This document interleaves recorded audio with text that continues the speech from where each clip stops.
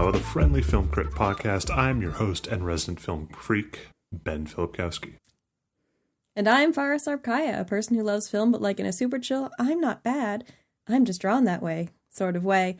And today we're talking about the 1988 film Who Framed Roger Rabbit, directed by Robert Zemeckis and starring Bob Hoskins, Charles Fleischer, Joanna Cassidy, Christopher Lloyd, and truly a who's who list of WB and Disney voiceover veterans. This film is a mixture of live action and animation that applies cartoon logic to a film noir murder mystery. It's 1947, and after the tragic death of his brother and business partner, Private Detective Eddie Valiant is done with tunes. Tragically, stubbornness doesn't pay the bills, so he takes a quick job from the head of a major studio to find out if Jessica Rabbit, his wife of one of the biggest stars, Roger Rabbit, is cheating on him. Earning his keep, Eddie snaps some photos of Jessica playing patty cake with Marvin Acme, the head of Acme Studios. Roger is heartbroken, and he zooms off to confront his wife. The next day, Mr. Acme is found dead after a safe was dropped on him, and all signs point to the jealous husband. Eddie washes his hands of it all until he finds Roger holed up in his office, begging him to prove he's innocent. The rest of the film is hijinks as only tunes can, with a healthy sprinkle of noir tropes to keep things interesting as Eddie helps his new client. And we will, of course, be discussing the whole film, so if you don't want to be spoiled on, who actually framed Roger Rabbit, pause the pod, go watch it, we'll be here when you get back. So, Ben, what did you think? I am going to go out on a limb and take a massive risk by saying this. This is a good movie. I know that no one has ever thought that or said that before. I am the first person to ever be so brave as to declare this a good, possibly even a great movie. Yeah, I've seen this a few times over the years. Usually it's something that was on old school broadcast TV in the background. So it was very fun to properly sit down and watch it for the pod. It is a really standard film noir plot filtered through Hollywood, Looney Tunes, and Disney nostalgia. And I think if anyone but Bob Hoskins had been the lead, it really would have fallen apart. I don't think that he's playing this thing fully straight the way that Michael Caine was in The Muppet Christmas Carol. I think Bob Hoskins is kind of a bit more in on the joke. He has a gameness for the gags, and he participates in this very fully and equally. But I think he's also carrying these scenes on his own, and it's up to the incredibly talented animators to seize the moment from there and add in what's missing. Just the sheer amount of planning and thought that would have had to go into this movie is incredible. And I think it's a shame that we never got a sequel, because I'd absolutely watch another Eddie Valiant and Roger Rabbit team up. We don't need sequels for everything, although the original creator did just recently get the rights back, so who knows? I adore this film. A friend showed it to me, so hi Jordan, thank you for this. And today we're talking, first let's talk tropes, because as we said, this is a film noir. There is a murder, it is a mystery, and there are twists and turns, and we have already talked about a couple of different film noir properties on this show. So Big Sleep and Thin Man, they are great films. Definitely watch them too. But the trope of this hard-boiled detective who is down on his luck, who maybe is star-crossed love, who sees only the bad things in the world. And that is so aggressively dialed up in a man who is surrounded by the comedic stylings of WB and Disney cartoons, where someone can pull a hammer out of a desk and accidentally punch a box that opens and it's all shoes that are jumping and squealing, And I love how they play with tension as they are standing up these very heavy, dark tropes of, he's got a drinking problem. He carries a flask in his gun holster. But also he is doing slapstick basically with Roger Rabbit halfway through as he starts to get pulled back into the life of the toon. Yeah. Were there any that stood out to you as oh yeah, that's a good old trope? I think the entire plot is a noir trope. Like the private eye is hired to see, like to investigate a potentially unfaithful partner, and it's a frame up, and it's more complicated. And I mean, they even play it like Jessica is somehow the villain for a bit there. And the twist is that she's actually not. Like, that's kind of a fun little, like, it is so troped out that not sticking to one of those tropes becomes a plot point. And yeah, I really love that. I love I love in Toontown when Eddie steps through the door and doesn't see the bathroom out of order sign, and there's just no floor on the other side, and it takes him a second for gravity. It takes gravity a second to kick in, like just the kind of cartoon logic, but then like applying it to, real world people, and kind of finding like dark humor in the all these other people, you can drop like a fridge on their head or an anvil on their head, and the cartoons, they'll be fine because they're cartoons. But that's murder for a normal person. Yes. Yeah, it's just so funny. And like the setup of like, oh yeah, we think that she's playing patty cake with Marvin Acme, and you're like, oh, a euphemism. No, they're actually playing patty cake. Literally, yeah.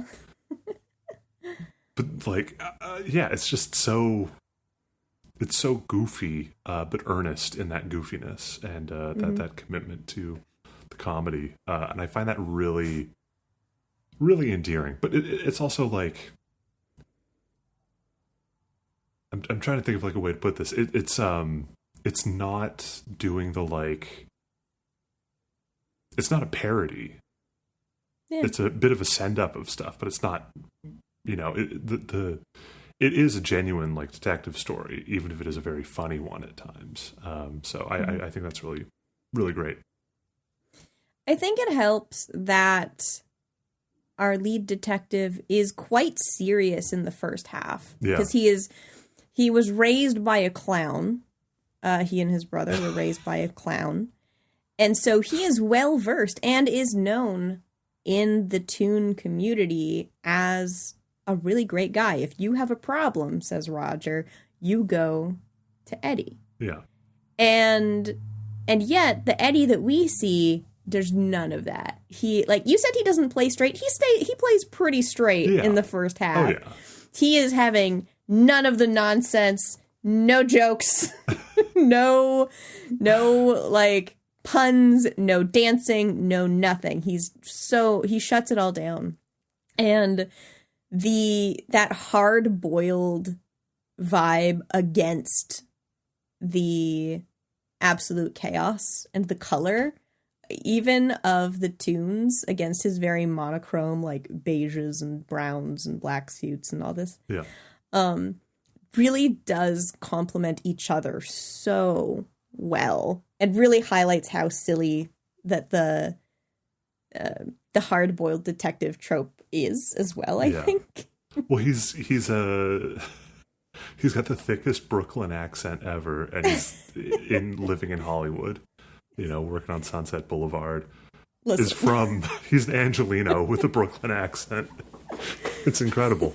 If Die Hard can exist with a New York cop in California, Eddie Vasquez can be a PI. Okay, but John McClane explicitly is traveling to LA. Eddie Valiant has a Brooklyn accent, appears to be from LA. It's just very funny. You think a clown can't travel? Yeah. Come on. Yeah. No. Yeah. Yes, it is. I mean, it's the New York cop vibe, right? Yeah. Like it's again, big trope of just this really boiled New York City. It's Spider Noir before Spider Noir. Yeah, he's just, I mean, everyone's got a cartoon voice, and Bob Hoskins is just going, oh yeah. Gargling gravel in the mornings, and just I can't get that low, but yeah, he's I think like the commitment to that is I love it. It's so good, and just the kind of like the ways that they kind of play with that, I think are very fun. Like we get a car chase, but it's like a sentient cartoon car. Yes. Eddie finally, you were saying he's got the flask in his holster. When he finally does go to get his gun, he has a cartoon gun with 6 cartoon bullets. That was given to him by Yosemite Sam. Yeah. Yeah. It's just like, all right, cool. This is fun. Yeah. The bullets get distracted. Yeah. And as much as this is a movie from the 80s, there's this is a sentence that I'm going to say. There's a surprising number of women. And it brings me great joy. Because we have such a fun collection of, Jessica Rabbit playing the essential femme fatale who is secretly head over heels with her husband. Well, also his voiced by kind of like film noir, I would say legend, Kathleen Turner, uncredited as it turns out, which is really cool. Yeah, and she just brings such a gravitas to this who could have been a total throwaway character, because she's a cartoon. She is the most hourglass you could possibly be without just having a single line in the middle for the hourglass shape. But she turns out to be a brave, if complex woman, and I kind of love that. And isn't just problematic all of the time. Yeah, which is very funny because she is drawn in the most like sexualized way possible. You know the meme about like men writing women, where it's like, she breasted boobily down the stairs. That is Jessica Rabbit. Like that would be an accurate description for Jessica Rabbit, and yet the character feels. Oh no, I'm going to say a terrible pun here. Is better drawn than that.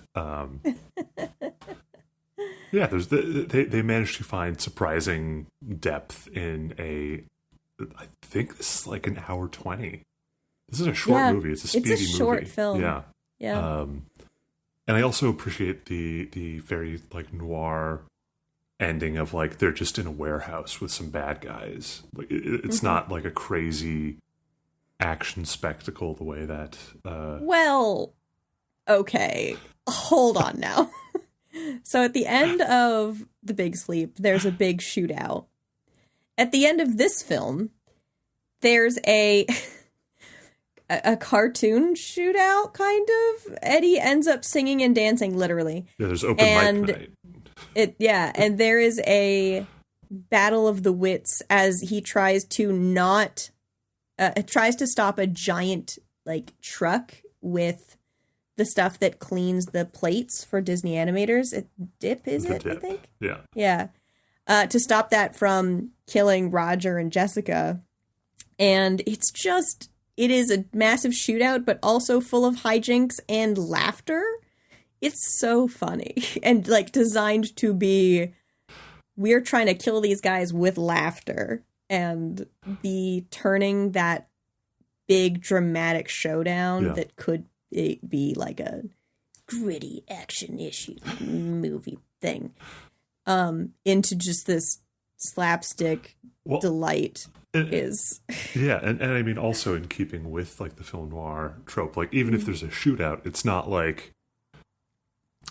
to be like the Die Hard or the John Wick of it all. It's not going to be a crazy action movie. You will have some thrilling violence, but film noir is kind of understated in those like brief explosions of violence, and this is really like twists it further into that slapstick, but also like Eddie has to kill the cartoon goons, the cartoon henchmen, which is to say he has to like kill it on stage, like so that they are literally dying of laughter, and like they are punning on it so hard there, and I love it. I love there's like the bit where one of the weasels drops dead because he's laughing so hard, and then his little weasel spirit starts rising up, and he's like, no, and tries to pull his own spirit back in. It's so goofy. It's also like remarkably dark. Yes, it is very dark. It is extremely. The whole thing is in its way extremely dark, right? A lot of what makes noir is the idea that there is a dark underbelly everywhere, no matter how glitzy or glamorous, no matter what, like there is roughness. And we see that here too, because there is he's working for the head of a massive studio. Yeah. And then he ends up, the murder victim is the head of a different massive studio. And working with all of these stars and all of this. And there's a judge who, in theory, is supposed to be the paragon of law and order. Turns out not so much. And all of that is so much very, what's the movie I'm thinking of with the tiny village that they throw down in? Hot Fuzz. Yeah. It gives me Hot Fuzz vibes a little bit. Yeah. Because it is both a cartooned version of and also an homage to noir and all its delightfulness, So. Yeah. Yeah, I mean, it what is it? Is Chinatown? Where it's like a whole, like everyone's in on it at the end? I do not know. I think so. Like the movie? Yeah, the movie Chinatown, where it's like you're trying to like. I mean, if I remember right, it's been a long time since I've seen Chinatown, but like the idea that like, every level of authority in the town, in the city is like somehow in on it, and that's like the biggest, darkest secret. Mm-hmm. Yeah, that's kind of like sort of the thing that's going on in Roger Rabbit. Almost, but not quite. Pieces of it. I mean, there is certainly evil in here, and we'll talk a little bit more in depth around, the bad guys and motivations and stuff. But I think the overarching, like, the baddies are not necessarily the folks who are the downtrodden is very much a noir trope and very much present here. Like, aggressively present here. But we also have on the other side, like the cartoon tropes of, Eddie literally steps on a rake and smacks himself in the face to kill one of the weasels because it's so funny. You mentioned the out of order bathroom sign and there's no floor and he just falls. Yeah. There's the pratfall of like he steps down and the dog is sitting on a box so he doesn't notice how far down the elevator is. Yeah. Like there are so many of those like slapstick moments that are omnipresent. Even they make in the first cartoon intro, Roger Rabbit gets a refrigerator dropped on his head and he gets, I believe, birds around him. Yeah. And the director is like, I didn't want birds, I wanted stars. And he's like, I can do stars, boss, I can do stars. And then later, he gets stars. Yeah. When he finally is rescued. And those little cartoon bits show up in here too. And again, that homage to this is an art form that we love, and here's all the cool stuff that makes it up, which I think is really cool. Yeah. Sorry, I'm interrupting you. That the director in the beginning, who wants the stars, is famed film producer Joel Silver, who has produced movies.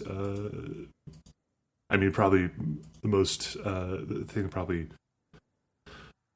coming to my mind right away would be The Matrix.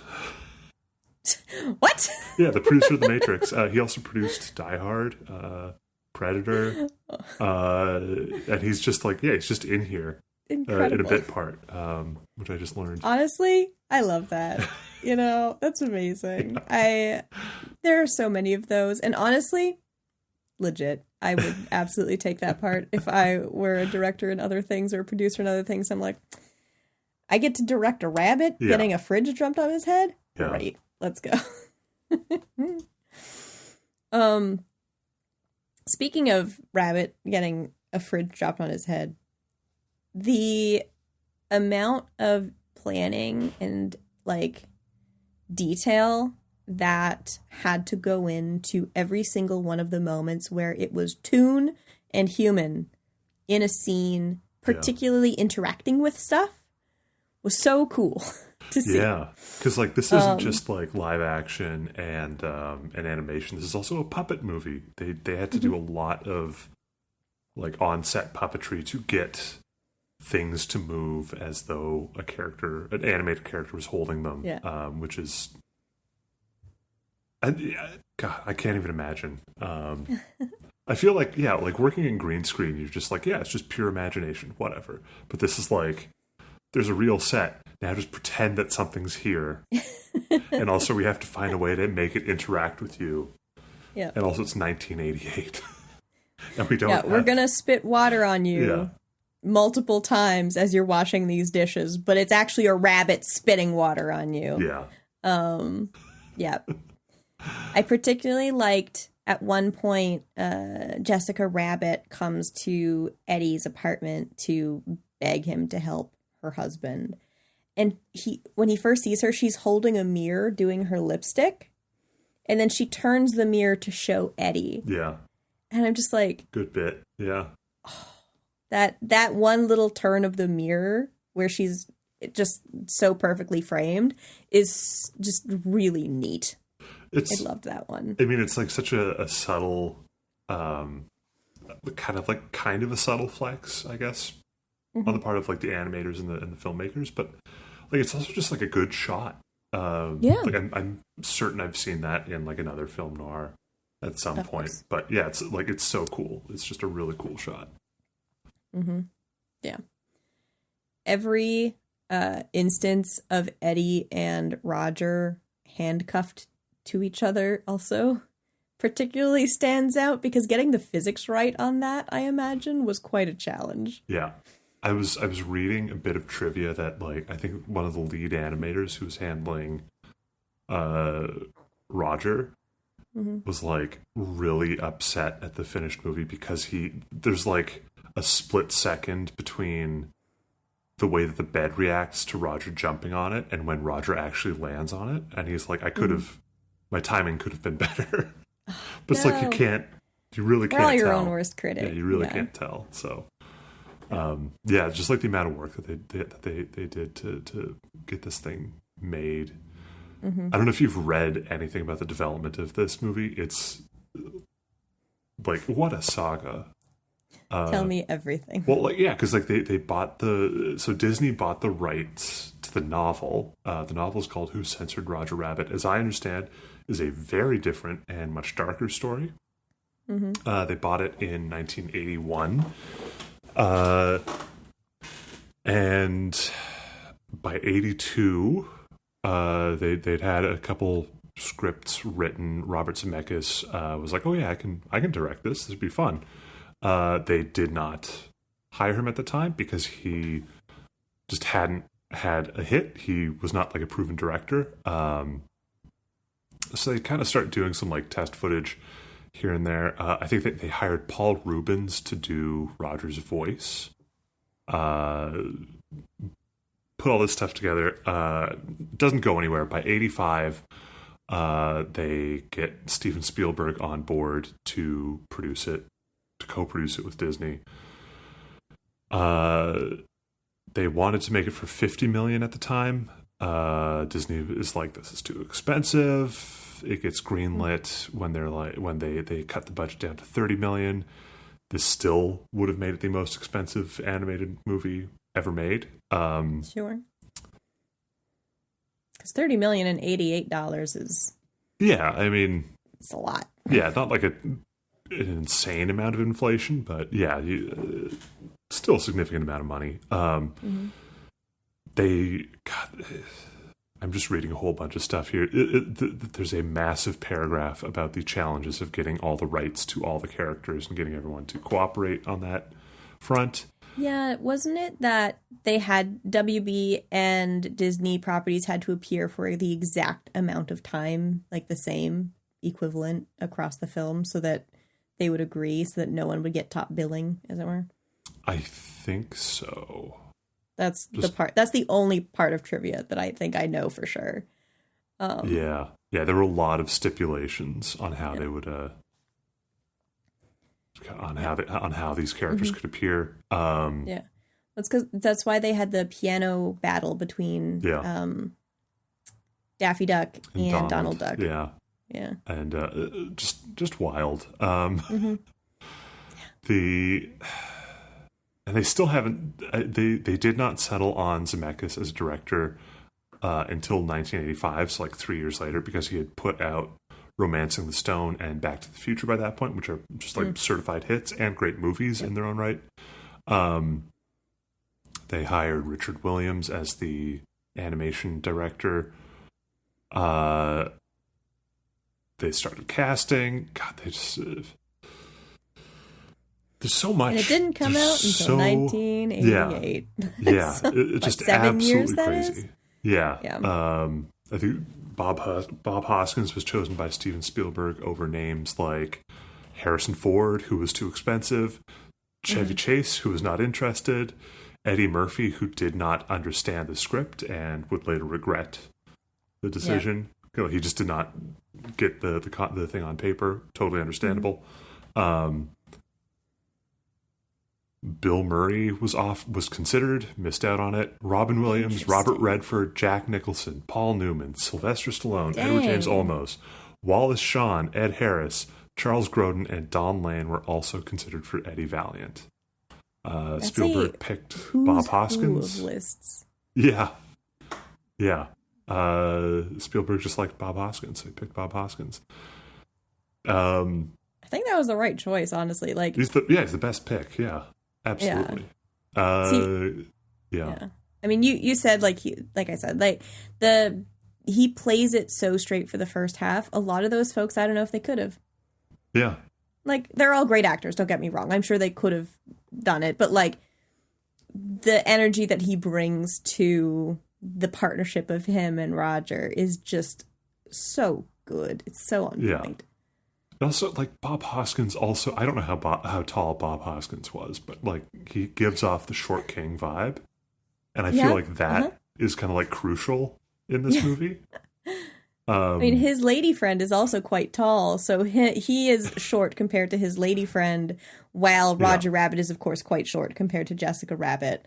And so in the final scene as they're walking away, it's just two short kings with their ladies. And I'm like, yes, I love this for you. It's very sweet. They picked Charles Fleischer pretty quickly, it seems. Paul Rubens was the original test voice for the test footage, lost out in the audition process. Kathleen Turner was just hired because she had been in Romancing the Stone. She accepted the role because she was pregnant at the time and just had to show up and do the voice. Nice. In her own words, which is pretty great. Amazing. This is my favorite bit of trivia. Tim Curry auditioned for the role of Judge Doom. He was deemed too scary. John Cleese auditioned for the role, expressed interest, and was turned down because he was not scary enough. Other names were considered: Christopher Lee, Roddy McDowall, and Sting. Christopher Lee would have been wild. Christopher Lee would have been pretty good. Yeah, although I think like Christopher Lloyd. Yeah, that he is the just right of the three porridges that were Judge Doom. Yeah, he is very. He does toe the line just perfectly, kooky and also terrifying.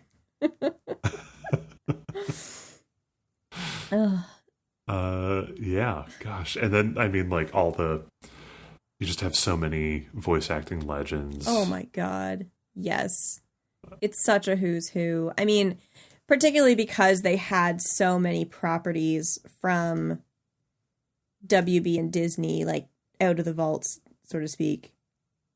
Yeah. Like, it's just so many.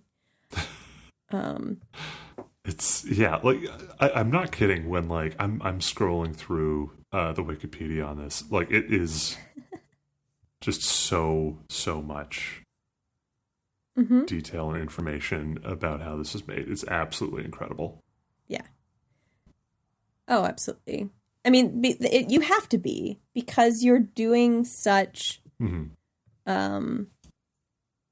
precise animation over top of this film, but the film itself has to take part in the activity as well in real life. So the water throwing, or the Jessica pulling the tie and that sort of thing. So everything has to make physics sense that you're putting on the physical set, so that the animators can go in over top and be like, okay, this is how this is working, and this is how it all comes together. And like the bed jumping, if it's just not quite right, you'll notice. Like, I don't think I noticed, but maybe I did, and I just kind of hand waved it. I don't know. But yeah, like, I'm kind of glad it took them that long to get it all right, because they got it real right in the end. So, you know, I think one of the things that we were chatting about before, I think we were even texting about it, was just like, is this an adult movie for kids, or a kids movie for adults, or is this neither? Or is this like a happy gray place where films and media in like the pre-90s existed, where it was just a lot of the same. We just all consumed the same things, and you just, you know, maybe the kids will be okay. I turned out just fine. So, you know, who would you say the pull for this is? Because there were some raunchy jokes in this movie that I don't think a kid would get, but yeah. I think because like I think like the instinct is to be like, well, this is a kids movie, but there's also a lot in it for adults, and I don't know. I feel like this is just like I do feel like this is a movie for adults. They're gonna kind of get more of the cartoon references, I think. Yeah. Like Betty Boop, I don't think a lot of kids at the time would fully grasp who Betty Boop is. Yeah, for sure. But I think like their parents would probably be a bit more on board with that. And I think like, yeah, just like the level of the film noir of it all makes it feel very adult oriented to me. That's my take on it. I'm also like really biased right now because I have a 4-month-old and I'm just like feeling a little more hyper aware of like age appropriate media, even though like obviously he is far too young to even understand what a movie is, let alone it's thematic content. But you know, it's just like I'm now thinking of these things, and it's kind of like, oh yeah, that's and this is a kids movie. You say interesting. I mean, yeah, the tunes of it all. I mean, there are so many Bugs Bunny and related things, and even Disney properties where nowadays you might look at it and go, "That was for children." Beg your pardon. Not because they're graphic necessarily in a you know, sexual or like even gore way, but some of the jokes or some of the themes or whatever that they're dealing with are like, oh, I see. And I am not a parent, so I don't get to have a huge opinion on this. I'm an aunt many times over. And like, I think there's a world in which we underestimate what children can deal with sometimes, because like, you know, we don't need to whitewash everything in sunshine and roses, because children do need to learn that the world is rough. But like, I think the references, particularly for me, make this more of a adult movie that kids get, a family movie like we used to do back in the olden days, you know, where the whole family could sit around and watch these things. And there's funny things for the kids. And maybe there's some things that they're going to ask some questions about, and you have to be prepared for that, but that's okay. But there's nothing that is horribly graphic that a kid would be like, Mommy, what is that? Like, there's none of that, right? So I think I'm more in the gray area of this one because the audience to me doesn't feel like it's just exclusively parents necessarily. Certainly not just exclusively children. So, you know, very much a kid movie. Yeah. But like there are it's a parental guidance movie. This is a PG-13. This is a PG movie. Watch PG-13. it with your kids I don't know. and answer some questions about it if you have to afterwards. And don't let them get too scared of Christopher Lloyd. Yeah,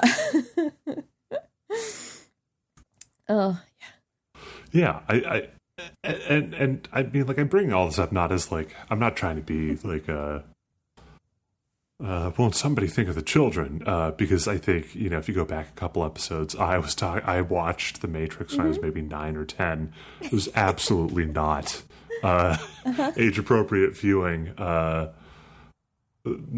like also not, you know, it didn't warp my mind negatively. I don't think. But you know, it's just to say, if it warped my mind, it warped my mind positively in wonderful ways. Mom, you're a wonderful parent if you're listening. It's okay. Thank you for letting me watch The Matrix when I was a kid. In our lore drop episodes, I talked about how much Law and Order SVU that I watched as a small child, and you know, I've had some conversations with my mother since then, and she's been like, you know, maybe we shouldn't have done that. And I'm like, listen, you were the mother. I am not allowed to have an opinion. Also, hi, Mom, if you're listening to this one. But yeah, there's a world in which you sit your kids down and they watch it when they're in like their preteen era, and they're fine. Maybe like 6 or 7, they'd be like, what is this at all? But also, if they're watching it while you're in the room, okay. I don't know. But again, that's just me not being a parent and just being an auntie that is probably going to show her nibblings, inappropriate things by accident. And my sister-in-law is going to go, what are you doing? Hi, Aubrey. I'm also saying this as you know, as a new father who, in the first 2 weeks of my son's life, when he was like napping on me late at night, sleeping on me late at night, I was like, yeah, we can watch The Silence of the Lambs. I remember. He's asleep. He's not going to remember this. You messaged our group chat and you were like, hey, this is cool, right? And I'm like, that's going to be his first movie ever. You're going to tell that story at his wedding. And he's going to know that his first movie was Silence of the Lambs. Are you okay with this? Because it should be Star Wars. Yeah, and he's great. Has he seen Star Wars yet? That's the important question. He hasn't seen anything yet. He's asleep. That's how it works. He barely has object permanence. He's wonderful, but, you know. Love him to pieces. Yeah. He sleeps. We play with him. That's God, life right now. I enjoy our digressions. So, speaking of a kid movie for adults, whatever, there's a lot of heavy themes in this very cartoony movie. Just so many. I like, barring the murder. You know, like the murder, it's whatever. That's par for the course. It's a murder mystery, whatever. There is the cheating of Jessica Rabbit, the infidelity, playing patty cake with another man. But also, this is a true Brendan Lee Mulligan feature because capitalism is the bad guy at the end of the day. They want to pave paradise, or, you know, Toontown, to put up a parkway. And also, it's a segregation story. And the fact that they packed all of this into a movie that is, cartoon slapstick noir nonsense delights me. There's something very human about using this medium in particular to address segregation and the impact of capitalism and racism on other communities through like cartoons and slapstick, which we're not qualified to talk about that in depth necessarily, but I think it was worth mentioning that what a way to talk about it and to make it more accessible for folks to understand it. Yeah, I mean, I think I'm thinking about it. Toontown is its own place. Is it? I mean, it feels like a community distinct and kept separate.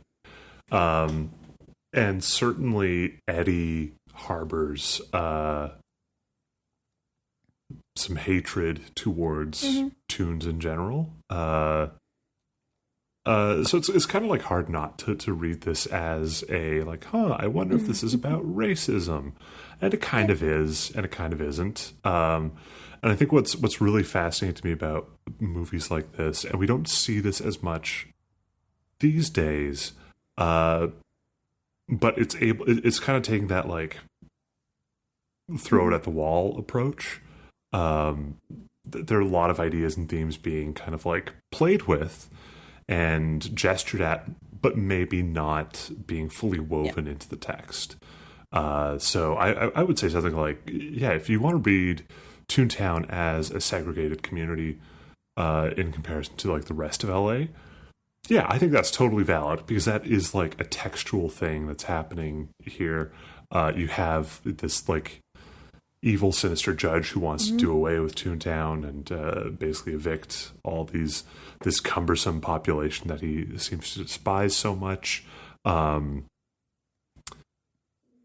It's. I mean, it gets a little heavy, I would say, at times. I mean, the judge literally carries around a vat of dip and just dips cartoon characters wherever he goes. There is no formal legal process by which he functions. He just goes around unmaking cartoons and then is not evicting Toontown. He is breaking down the wall that separates the studio from Toontown and blasting it with dip to eviscerate them, which is heavy. So which, I mean, that's like some kind of hate crime, right? That's I mean, that's bad. We could be reading so far into this because we are both English majors. And we're just making things up. But also, given this came out in 1988, I mean, even just taking it for face value right now, that doesn't feel accidental necessarily, or at least drawing inspiration from. No, certainly not. Yeah, and I mean, like you can look to so many. I mean, it feels like a very like film noir thing that you have a kind of like, to me, that's the kind of like, I don't know. I feel like I want to say this is like Chinatown, but again, I haven't seen Chinatown in a very long time and cannot fully remember the plot. So, no, but it's like that it's that very like we see this in so many other sorts of movies where you have like a corporation is trying to take over some community and will stop at nothing to make it happen. All sorts of underhanded tactics. This is all very like Judge Doom is ironically cartoonish in his own right in more ways than one. But you know, it's still the same kind of core idea at the end of the day. Like, yeah, like bad guy can do bad thing to this community because personal enrichment. That's like a very classic film noir thing. And I think you can read the racial politics into it very easily because it is there. Like, we're not, it's not like this is being invented whole cloth on our end. It is like, the tunes are, they coexist with humanity, but they are distinct and different in a way. And certainly not, the movie's not interested in thoughts beyond, some people have some strong feelings about that, and other people don't have strong feelings about that. You know, you can't really, I don't know, like, in a world where Toontown and racism against toons exist, is this still a segregated world in our historical understanding of it? I don't know. Am I just pulling at threads that will lead me nowhere? Probably, but I think like this. Very possibly, but I think like very possibly. Yeah. I'll just repost that moment of Jess McKenna and Greg Ross being like, this water bottle is women. In Make Some Noise. If you know what I'm talking about, you watch too much Make Some Noise, like I do. Yeah, I mean, I think kind of going back to where I started with this, the fact that all of these themes are legible, shall we say, in a film that is at its core a Looney Tune, cartoon, slapstick, noir, goofy movie, lowercase g, of course, although Goofy does appear at one point, is really cool for me. That there is this art form that we have come up with, us humans, that we can tell all sorts of nonsensical things and deal with really difficult topics with, you know, mallets that shoot punches and taxis that have a button to make them real tall so you don't crash into the bridge that you're about to drive under, you know? Yeah, I think like the way that I would try and sum up all my weird circular rambling on this would be that we're not pulling that reading from nowhere. Yeah. There are elements of that in the text. And whether we choose to keep pulling on those threads or not, you know, totally up to the individual. But not hard to see where it's such an easy leap to make. That like, oh yeah, this might be about, pretty explicitly might be about racism and segregation and da-da-da-da-da. I think it's all there. And I think that even if the movie is not concerned with really digging into that, it is fun to dig into that now and then. Or maybe not fun, but it can be interesting and rewarding and enriching. Yeah. And I mean, engaging with stories is the whole point. That's literally why we're here. It's literally one of the reasons why we love movies so much. Not just us, but the royal we, the all of us we, right? It's how we understand each other. And it's how we so often teach kids things through stories. And having this thing that is, you know, we'll say a family movie, deal with these issues from a lens that is not serious and scary and, you know, as heavy as these topics are, rightfully so, is so incredibly valuable for people to build empathy and understanding and curiosity to be able to learn more about the topics at hand beyond the scope of the slapstick nonsense that they have consumed at the fore. So Yeah. Movie's good, man. Yeah. Yeah. Yeah. I mean, like, I think it's cool when a movie can, no matter what it is, can be like a little, like, sleeper agent that activates you to learn more about something in the world. I'm a sucker for stuff like that, and I think, you know, if more power to you if that's the angle that you come out of this with. I also just say I love that even 38 years on, capitalism is the bad guy. It's very funny in a way, in a sort of way. It's like unchecked real estate development is the villain. Truly. Literally. Yeah. Which is ironically very, like, film noir. Which shocking amount of film noir is about these sinister real estate developers. Throwback to the 1930s. So 100+ years on. It's like nothing changes. What doesn't change also is what we might recommend if you liked Who Framed Roger Rabbit. So Ben, what would you recommend if you liked Roger Rabbit? I think I would check out Romancing the Stone, which is another Robert Zemeckis movie starring Kathleen Turner and one of the famous Michaels, not Michael Keaton, Michael Douglas. That's the one. Michael Douglas. Took that me a like second. One of the Chris's, one of the circa famous Michaels. 1980. Yeah, sure. No, but it's a very troped out sort of movie, but like with a different sort of spin on it. I really, really enjoy it. Really recommend it. I also meant to make this I also meant to call this out earlier.